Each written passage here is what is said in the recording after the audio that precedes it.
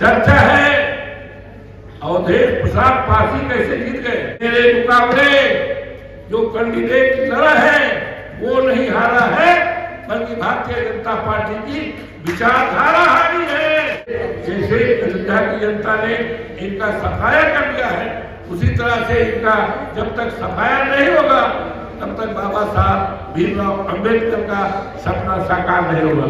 इसके लिए हमें संघर्ष भी करना है, क्योंकि सीधी अंगुली से घी नहीं निकलने वाला।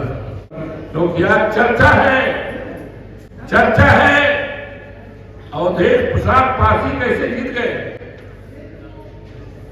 सामान्य सीट से कैसे जीत गए, और भारतीय जनता पार्टी कैसे हार गई।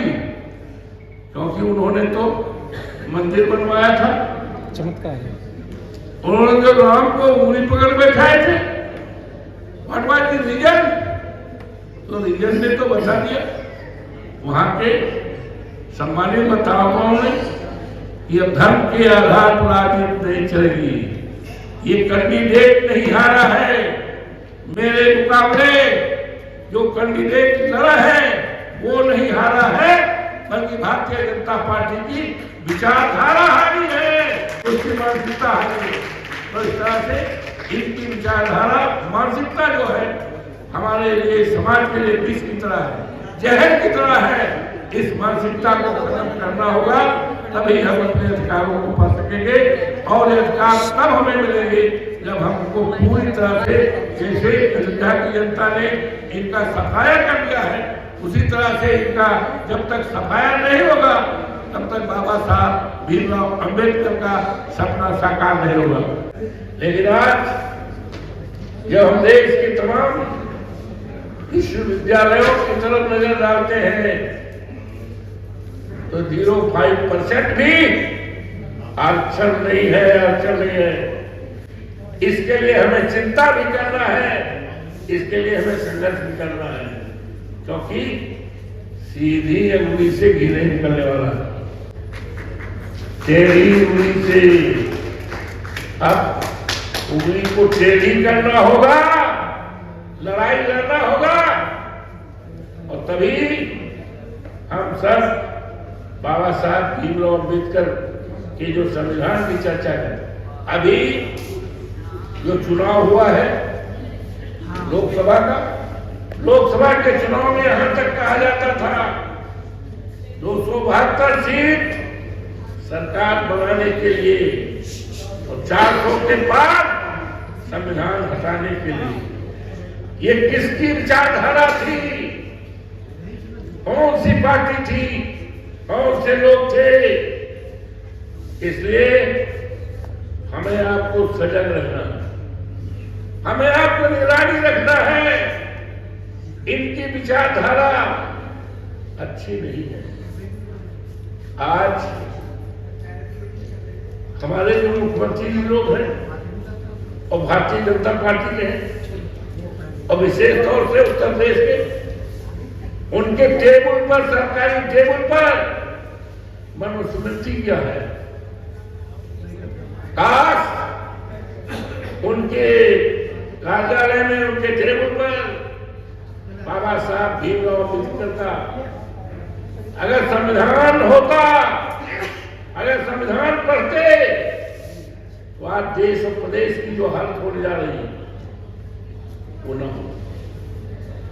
स्मृति पढ़ करके आज काम हो रहा है, योजनाएं बन रही हैं। और अभी हमारे विद्वान प्रोफेसर साहब ने जो कहा है कि मनुस्मृति धीरे धीरे लागू होगी, धीरे धीरे, और उसी धीरे धीरे में जिस तरह का राष्ट्र को चाहते हैं उस राष्ट्र को बनाने में सफल हो जाएंगे अगर हमने आपने संघर्ष न किया, चिंता न किया। और इस देश में जातीय जनगणना बहुत जरूरी है। जिसकी संख्या भारी उसी की हिस्सेदारी, डॉक्टर राममनोहर लोहिया जी ने कहा।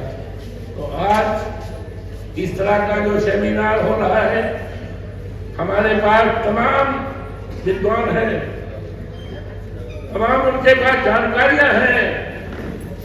आज आवश्यकता है कि इस तरह का आयोजन करके उन स्थानों पर भी जागृति पैदा की जाए जहां पर अंधेरा है, जहां पर आज पुरानी तरह का रस्म रिवाज है।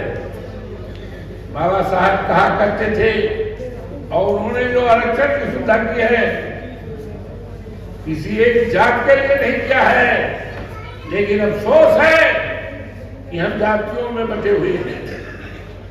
कि पासी है, धानुक है, गीतगोनी है, फलाना है, धमाका है।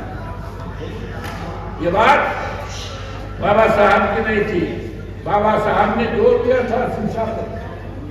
सबसे शिक्षा जरूरी है, और भारतीय जनता पार्टी की जो सरकारें हैं, दलितों को शिक्षा से दूर रखने का व्यवस्था किया है, योजना बनाई है, जिससे हमारे बच्चे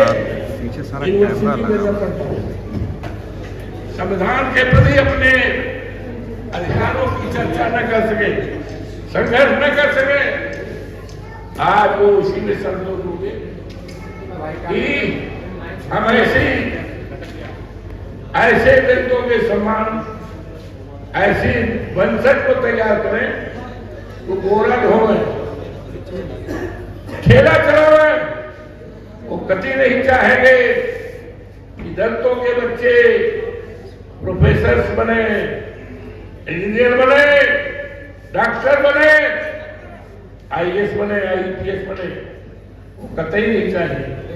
वो चाहेंगे कि ऐसी नस्लें तैयार की जाए जो गोरल हो। ये तमाम चीजें हैं। तो आज हमें खुशी है कि तमाम हमारे विद्वान साथियों, प्रोफेसर हैं,